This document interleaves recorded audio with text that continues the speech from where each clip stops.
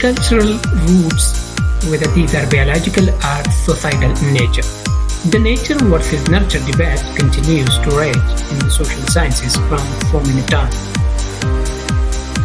When applied to human culture, proponents of the nature side of the debate maintain that human genetics creates cultural forms common to people everywhere in the world. Genetics, mutations, and anomalies then give rise to the behavioral and cultural differences encountered across and among human groups.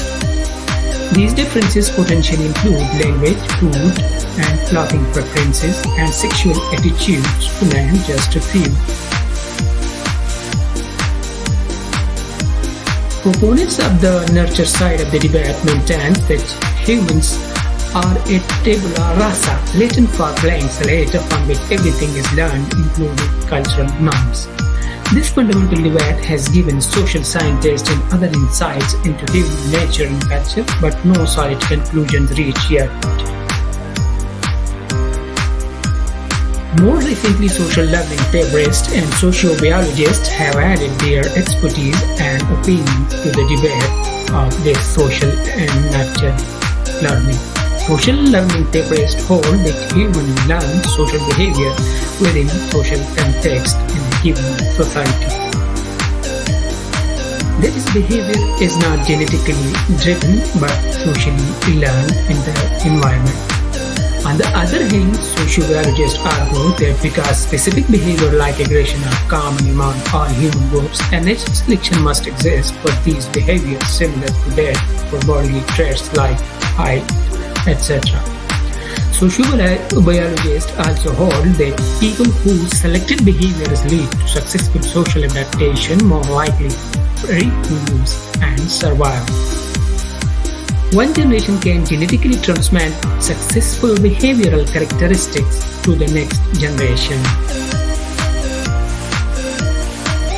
Today, sociologists generally endorse social learning theory to explain the emergence of culture. That is, they believe that specific behaviors result from social factors that activate physiological predisposition rather than from heredity and instinct, which are biological effects pattern of behavior. Because humans are social beings, they learn their behaviors and beliefs, attitude, preferences, and the like within a particular culture. Sociologists find evidence for this social learning position when studying cultural universals or features common to all cultures of the world. Although most societies do share some common elements, sociologists have failed to identify a universal human nature that should theoretically produce identical cultures everywhere in the world. Among other things, language, preference for certain types of food, division of labor, methods of socialization, rules of governance, and a system of religion represent typical cultural features across societies of the world. Yet all these are general rather than specific features of culture. For example, all people consume food of one type or another. But some groups eat insects while others do not eat insects and prefer other things. What one culture accepts as normal may vary considerably from what another culture accepts. Thank you for watching.